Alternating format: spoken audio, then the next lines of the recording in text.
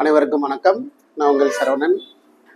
MBBS BDS சம்மந்தமாக நம்மளோட சேனலில் ஒவ்வொரு டேட்டாவும் கொடுத்துட்டே இருக்கிறோம். இன்றைக்கி ஒரு முக்கியமான அப்டேட் மதியம் போல் எம்சிசிலேருந்து ஒரு இம்பார்ட்டன்ட் அப்டேட் கொடுத்தாங்க. ஸ்டே ரவுண்டு கவுன்சிலிங்கோட ஷெடியூல் 1 or 2 days முன்னாடி கொடுத்தாங்க. அது எல்லாமே நம்ம பார்த்துருக்கோம். அந்த ஷெடியூலுக்கு ரெடியாகவும் ஆகிட்டோம். ஸோ கவுன்சிலிங்கோட ஷெடியூல் அடிப்படையில் நாளைக்கு அதை ஆரம்பிக்க போகிறாங்க. நம்ம ஒரு லாஸ்ட் வீடியோவில் கூட சில பாயிண்ட் மென்ஷன் பண்ணியிருக்கோம். பேமெண்ட் சொல்லியிருக்கிறாங்க. அப்போ நியூ ரெஜிஸ்ட்ரேஷன் பற்றி எந்த வார்த்தையும் சொல்லலை. அப்போ நியூ ரெஜிஸ்ட்ரேஷன் இருக்குமோ இருக்காதோ தெரியலை அப்படின்ற மாதிரி சொன்னோம். இந்த நோட்டிஃபிகேஷன் போகிறதுக்கு முன்னாடி நமக்கு அன்அஃபிஷியலாகவும் விஷயம் தெரிஞ்சது. நியூ ரெஜிஸ்ட்ரேஷன் பர்மிட் பண்ண போகிறது இல்லை. அதற்கான 2-3 காரணமாக நான் பார்க்குறேன். முதல்ல நான் எங்கெங்கெல்லாம் இன்னமும் எம்பிபிஎஸ் பிடிஎஸ் இடங்கள் இருக்கிறது, அங்கே எங்கெல்லாம் நம்ம பார்ட்டிசிபேட் பண்ணணும், மொத்தமாக இது வரைக்கும் எத்தனை ஆப்ஷன் இருக்குது, இன்னைய தேதிப்படி கிட்டத்தட்ட நம்ம 19th ரெக்கார்ட் பண்ணுறோம். உங்களுக்கு உடனே கூட வந்துடும். செக் பண்ணி பாருங்கள். இதில் என்னென்ன ஆப்ஷன். இப்போ எம்பிபிஎஸ் நான் படிக்கணும், பிடிஎஸ் படிக்கணும். ஒரு தொலைநோக்கு பார்வையில் பார்க்கணும்னா கிட்டத்தட்ட தமிழ்நாட்டில் மொத்தமாக இந்த வருடம் நீட் எக்ஸாமில் பாஸ் பண்ணது எத்தனை பேருங்க? 89,000 பேர். அப்போ 89,000 பேர் கிளியர் பண்ணாங்க 2024. ஆல்மோஸ்ட் எல்லாரும் அப்படி இப்படின்னு பார்த்தா கூட ஒரு 70,000 + 75,000 + ஸ்டூடெண்ட் மாணவர்கள் பாஸ் பண்ணாங்க. சார், பாஸ் பண்ண எல்லாரும் அட்மிஷன் பார்ட்டிசிபேட் பண்ணாங்க சார்னா பல்வேறு கோர்ஸு ரிப்பீட்டர் இந்த மாதிரிலாம் ஒரு சில ஒரு கணக்கு அடிப்படையில் என்ன ஆயிடுச்சுங்க, ஒரு 40,000 பேர் போனதாகவே நினச்சிக்கோங்க. அப்போ 35,000 மாணவர்கள்லேருந்து 40,000 மாணவர்கள் இந்த வருஷம் எம்பிபிஎஸ்ஸை நான் எப்படியாவது எடுத்தே ஆகணும் அப்படின்ற நோக்கத்தில் பார்ட்டிசிபேட் பண்ணாங்க. சரிங்களா?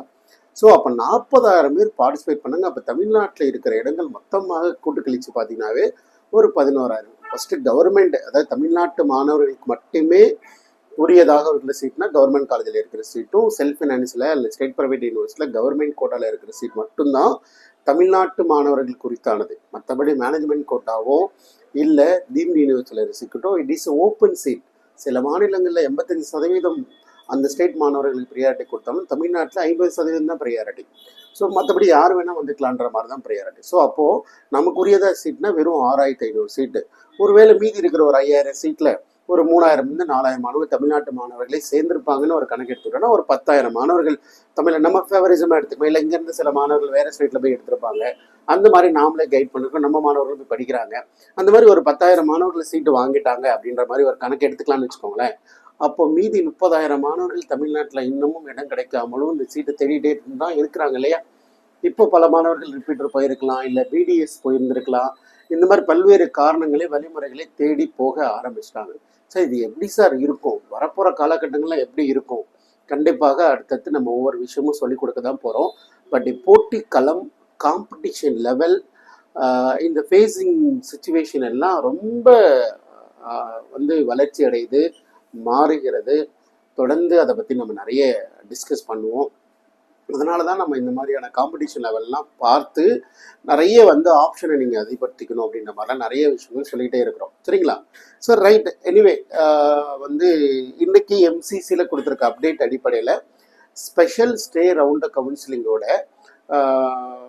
என்ன ரூல், யார் யாரெல்லாம் எலிஜிபிள் கிடையாது, என்ன பர்பஸ்க்காக சில மாணவர்களை இல்லை புதிதாக ரெஜிஸ்டர் பண்ணாதுக்கு கொடுக்கறதுக்கான காரணம் என்ன, அந்த மாதிரியான வீட்டெல்லாம் இந்த வீடியோவில் கவர் பண்ண போகிறோம். சரிங்களா?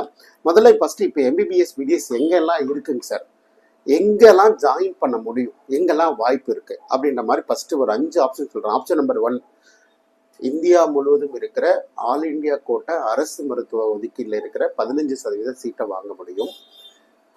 அதே சேம் டைம் அதே போர்ட்டலில் இருக்கிற டீம்டு யூனிவர்சிட்டியில் கிட்டத்தட்ட ஒரு 15, 20 லட்சம், 25 லட்சம், 30 லட்சம் வரைக்கும் செலவு பண்ணி படிக்கக்கூடிய ஒரு படிப்பு எம்பிபிஎஸ்ஸை வாங்க முடியும். எம்பிபிஎஸ் இருக்கிற இது ஆப்ஷன் நம்பர் 1. ஆப்ஷன் நம்பர் 2, தமிழ்நாட்டு மாணவர்கள், நம்ம சேனல் தமிழ்நாட்டை சார்ந்ததாக இருக்கிறதுனால தமிழ்நாட்டு மாணவர்களுக்கு நமக்கு இன்னொரு கவுன்சிலிங் இருக்குது. அதில் ஒரு 56 இடங்கள் இருக்குது.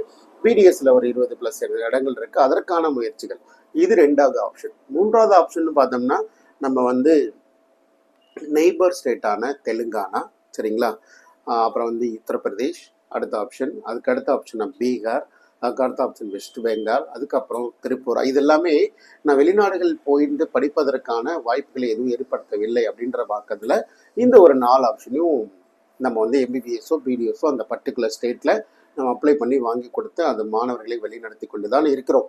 ஒரு வேலை தேவைப்படுற மாணவர்கள் அதை பயன்படுத்தியாவது இந்த வருஷம் டாக்டர் ஆகிடணும், கடைசி நிமிஷமாக இருந்தாலும் இன்னொரு வருஷம் போடுவதற்கு இடையாக இல்லாத மாணவர்கள் மட்டும் பயன்படுத்துறதை பற்றி யோசிங்க, தேவைப்பட்டால் சொல்லுங்கள். அடுத்த லெவல், அடுத்த ஆப்ஷன்ன்றது அப்ராடு தான். அப்ராட் மீன்ஸு நம்ம வந்து யூரோப்பியன் கண்ட்ரி போகிறோம், ரஷ்யா போகிறோம், உக்ரைன் போகிறோம், அங்கே போர் நடக்குது, இது மாதிரி பயம் எல்லாத்தையும் விட்டுருங்க. ஒருவேளை உங்களுக்கு ஒரு கண்ட்ரி சொல்லப்போனால் சென்னையிலேருந்து மதுரை வரைக்கும் ஒரு ட்ராவல் பண்ண ஒரு 6 மணி நேரம் ட்ராவலிங்கு, ஒரு 6 மணி நேரம் ட்ராவலிங்கில் ஒரு கண்ட்ரியை ரீச் பண்ண முடியும். அந்த கண்ட்ரியில் அங்கே தமிழ் மாணவர்கள் ஏற்கனவே படிக்கிறாங்க. இந்த வருஷம் இப்போ கூட தமிழ் மாணவர்கள் போயிருக்கிறாங்க. அடுத்த நிமிஷமே அவங்கள்ட்ட பேசி சரியாக இருக்கா, நம்மள்ட்ட ஒரு கையில் பாஸ்போர்ட் இருக்குது, ஒரிஜினல் சர்டிஃபிகேட் ரெடியாக வச்சுருக்கிறோம், எம்பிபிஎஸ் கரெக்டாக இந்த 2 ரவுண்ட் கவுன்சிலிங்கோட டோட்டல் ரிசல்ட் 29 தெரிஞ்சிடும். அப்போ 29 அப்புறமேலு ஒருவேளை எனக்கு கிடைத்திருக்கும் பட்சத்தில் ரொம்ப சந்தோஷம். கிடைக்காத பட்சத்தில் இல்லை நம்ம அடுத்த முடிவு என்ன எடுக்கணுன்ற பட்சத்தில் இது ஒரு ஆப்ஷனாக நீங்கள் எடுத்து எழுதி வச்சுக்கணும். இந்த 2 பார்ட்டிசிபேஷன் முடிச்சுட்டு அடுத்து இந்த ரெட்டரில் வச்சுக்கலாம். நியர்பையில் இருக்கிற கண்ட்ரிக்கு தைரியமாக ஆல்ரெடி நிறைய தமிழ் மாணவர்கள் படிக்கிற இடத்துக்கு போய் இந்த மருத்துவத்தை இந்த வருடமே நிறைவேற்றிக்கணும், அடுத்த வருடம் போடுவது எனக்கு உடன்பாடு இல்லை அப்படின்ற மாதிரி வந்து ரெடியாக ஆப்ஷன் ரெடி பண்ணி வச்சுக்கணும். சரிங்களா? சரி, இந்த மாதிரி இப்போ நீங்கள் திருச்சி காரைக்குடியில் இருக்கிறீங்க, இல்லை ஒரு மதுரையில் இருக்கிறீங்க, ஒரு சிவகாசியில் இருக்கிறீங்க, ஆனால் டாக்டர் படிக்கணும்னு ஆசைப்பட்றீங்க. இப்போ நீங்கள் சென்னைக்கு ஒரு காலேஜ் கிடச்சா வந்து ஜாயின் பண்ண போகிறது இல்லையா? எவ்வளோ நேரம் ட்ராவலிங்? காலைல பஸ் இருந்தீங்கன்னா ஒரு 6 மணி நேரம் ட்ராவல் பண்ணி வரணும் இல்லையா? இல்லை நைட்டு பஸ்ஸுனா காலைல இங்கே வந்து சேருவீங்க. அதே மாதிரி தான் ஒரு 6 மணி நேரம் ட்ராவல் பண்ணி போகிறோமா, நம்ம படித்தோமா, தமிழ் ரிலேட்டடான ஃபுட் இருக்கா, படிக்கிறதுக்கான ஃபெசிலிட்டி இருக்கா, அட்மாஸ்பியர் இருக்கா, படித்து முடிச்சுட்டு வரலாம், அவ்வளோதான். ஸோ அந்த மாதிரி ரொம்ப சின்னதாக யோசிச்சிங்கன்னா டாக்டர் கனவு நிறைவாயிடும். இல்லைங்க நான் வெளிநாடே போக மாட்டேங்க, 450 மார்க் எடுத்திருக்கிறார், எப்படி வந்து என்ன பண்ணுவார், ஒரு பிடிஎஸ் எம்பிபிஎஸ் கிடைக்கலங்க, நல்லா பிடிஎஸ் எடுத்துருக்கேன், எம்பிபிஎஸ் கிடைக்கலங்க பிடிஎஸ் எடுத்துக்கிறேன், அதுக்காக இதை காம்பன்சேட் பண்ணுறதுல எனக்கு பெருசாக உடன்பாடு இல்லை. பிடிஎஸ் படிப்பை பிடித்து சந்தோஷமாக அதனுடைய கோர்ஸ் அவுட்கம், ஒரு படிப்பை படித்து முடித்த பிறகு என்னவாக போகிறோம் அப்படின்ற இன்னைக்கு ஒரு கனவு இருந்தால்தான் அது சாத்தியமாகும். இன்னைக்கு நீங்கள் ஒரு பிடிஎஸ் படிக்கிறீங்க, 5 வருஷம் கழிச்சு நீங்கள் ஒரு பிடிஎஸ்லேருந்து எம்டிஎஸ் போக முடியும், ஒரு கிளினிக் வச்சு. இந்த மாதிரியான அந்த பாத்வே, கோர்ஸ் அவுட்கம், அந்த படிப்பை படிக்காதனால எனக்கு என்ன கிடைக்க போகுது, நான் என்னவா மாற போகிறேன், எனக்கு என்ன அடையாளம், டெசிக்னேஷன், நான் என்ன மாதிரி வேலை செய்ய போகிறேன் அப்படின்ற மாதிரியான புரிதல் இருக்கணும். அதே மாதிரி எம்பிபிஎஸ் பொறுத்த வரைக்கும் 5 வருஷம் முடித்த பிறகு எனக்கு என்ன ஆப்ஷன், அடுத்து நான் பிஜி, நெக்ஸ்ட் எக்ஸாம், அடுத்த ஆப்ஷன். அப்போது இன்னைக்கு அந்த கனவு உங்கள் கையில் இருக்கணும். இன்னைக்கு நான் ஒரு ஜெனரல் மெடிசன் முடிச்சிட்டேன், நான் வந்து ஒரு பிஜி முடிச்சு இன்னைக்கு ஒரு பெரிய கவர்மெண்ட் ஹாஸ்பிட்டலில் வேலை பார்க்க போகிறேன், இல்லை ஒரு கிளினிக்கில் வந்து எனக்கு ரொம்ப டிமாண்ட் அதிகமாக இருக்குது, ரேடியாலஜி படிச்சிருக்கேன் அப்படின்ற கனவு இன்னைக்கே உங்களுக்கு வரணும். அப்போது எம்பிபிஎஸ் படிக்கணுமா பிடிஎஸ் படி இன்னைக்கு ஒரு முடிவெடுங்க. இது கிடைக்கல, இதுதான் நான் போய் ஆகணும் அப்படின்ற மாதிரி நீங்களா போஸ்ட் பண்ணிக்க கூடாதுன்றது. இதை நீங்கள் திரும்ப திரும்ப யோசிச்சோ இல்லை திரும்ப ரிவைண்ட் பண்ணி கேட்டிங்கன்னா உங்களுக்கு ஒரு ஐடியா கிடைக்கும். But it's not a compensation of PDS. நிறைய வீடியோக்குள்ளே சொல்லிட்டோம். Then your decision. அகெயின் இது ஒரு ஆப்ஷன். அதுக்கப்புறமா ஒருவேளை நான் ஆல்ரெடி ஹேவ் டு ப்ரிப்பேர்டு 50% நல்லா ப்ரிப்பேர் பண்ணிட்டு சார், என்ன ப்ரிப்பேர் பண்ணுறவங்க தாராளமாக ப்ரிப்பேர் பண்ணுங்கள், நல்லா படிங்க, கரெக்டாக இயர்லியராக எங்கள்கிட்ட இன்ஃபார்ம் பண்ணுங்கள்.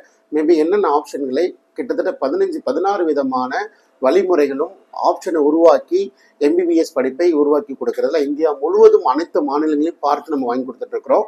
தொடர்ந்து ஃபாலோ பண்ணி சப்போர்ட் பண்ணுங்க. சரி, இப்போ okay sir, special stay round vacancy ஏன் நடக்குது, எகைன் ஏன் சார் வேக்கன் வந்தது? 100% அலாட் பண்ணிட்டாங்க, இருக்கிற சீட்டுக்கெல்லாம் அலாட் பண்ணிட்டாங்க. மேபி நீங்கள் சொன்ன மாதிரி புதுசாக காலேஜில் இன்க்ரீஸ் இன்டேக் கொடுத்தாங்க பியாண்ட் த டேட், அதனால கவுன்சிலிங் எடுத்துறாங்க, அது ஒரு காரணம். பியாண்ட் த டேட்டுக்கு அப்புறம் நீங்கள் அலாட் பண்ண, அதாவது வந்து அப்ரூவல் கொடுத்ததுனால ஒரு ரீசன். இன்னொரு ரீசன், அவங்களுக்கு இவ்வளோ ஃபீஸ் ஸ்ட்ரக்சர்னே தெரியாமல் அலாட் பண்ணி எடுத்து போய் நிற்பாங்க. சரிங்க, என்ன ஃபீஸ் ஸ்ட்ரக்சர்னே தெரியாது, இல்லை யாரோ சொன்னாங்க ஃபீஸை குறைச்சி கொடுப்பாங்கன்னு சொன்னாங்கன்ற மாதிரி போய் அலாட் பண்ணி எடுத்துப்பாங்க, வேணான்னு சொல்லியிருப்பாங்க. அப்போ இப்போ என்ன ஆகும், வேணான்னு சொன்னோன்னா இப்போ வந்து இட்ஸ் எ பிக்கஸ்ட் லாஸ். சரிங்களா? ஸோ அந்த மாதிரி வேக்கண்ட் கிரியேட் ஆனதான காரணம், ஒரு கோர்ஸை எடுத்துகிட்டு போய் ஜாயின் பண்ணி எனக்கு நிறைய பிடிஎஸ் கால் ரிசீவ் பண்ணேன். நான் இன்றைக்கி எம்பிபிஎஸ்க்கு மாறிட முடியுமா, இல்லை வெளியில் வர முடியுமா, நிறைய கால்ஸ்லாம் ரிசீவ் பண்ணேன். பட் ஒவ்வொருத்தருக்கும் அந்த தேவைகள் எதுவும் மாறுபடும். நான் சொல்வது என்னோட நோக்கம், நீங்கள் ஒரு நல்ல படிப்பு எடுக்கணுன்றது மட்டும்தான். சரிங்களா? ஸோ இப்போ எம்சிசியில் ஸ்டே ரவுண்டில் இருக்கிற அப்டேட்டு ஷார்ட்டாக முடிச்சிடலான்னு நினைக்கிறேன். நிறைய விஷயம் சொல்லிகிட்டே இருக்கிறேன். Anyway, first eligibility. யாரெல்லாம் சார் எலிஜிபிள்? ஏற்கனவே நீங்கள் ரெஜிஸ்டர் பண்ணியிருக்கணும், 2 lakh பணம் கட்டியிருக்கணும், ஆல் இண்டியா அக்கௌண்ட்டான 5000 ரூபாய் பணம் கட்டியிருக்கணும், அவங்களுக்கு மட்டும்தான் லாகின் ஓப்பன் ஆகும். மற்றபடி எகெயின் அவங்க 3rd ரவுண்ட், அதாவது மாப்பப் ரவுண்ட்லேயோ ஸ்டே ரவுண்ட்லேயோ அலாட்மெண்ட் ஆகிருக்கக்கூடாது. அது மட்டும் இல்லாமல் அடுத்த ஒரு பாயிண்ட்டு, எந்த ஸ்டேட் கவுன்சிலையும் பிடிஎஸ்ஸோ எம்பிபிஎஸ்ஸோ உங்களுக்கு அலாட்மெண்ட் ஆகிருக்கக்கூடாது. இந்த 2 தகவல் இருந்தால் தான் நீங்கள் எலிஜிபிள்.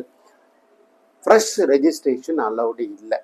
இல்லை சார் நான் இது வரைக்கும் அலாட் எங்கேயுமே ரெஜிஸ்ட்ரேஷனே பண்ணலை, இந்த ரவுண்டில் ரெஜிஸ்டர் பண்ணி எடுத்துக்கலாமா சார்னா அவங்க கொடுக்கல. அவங்க கொடுக்காததுக்கு பல்வேறு காரணம், ஏற்கனவே பதிவு பண்ணி பல ரவுண்டு கவுன்சிலிங்காக கலந்துக்கிட்டு இது வரைக்கும் கிடைக்காம அவங்க ஒரு ஏக்கத்தில் இருக்கிறாங்க.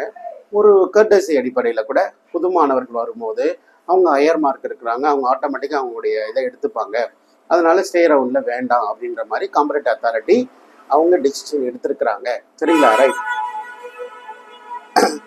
ஆல் இண்டியா கோட்டா அப்படின்னா கண்டிப்பாக அரசு மருத்துவக் கல்லூரியில் சீட்டு வாங்கணும்னா நீங்கள் 50,000 பணம் கட்டணும்.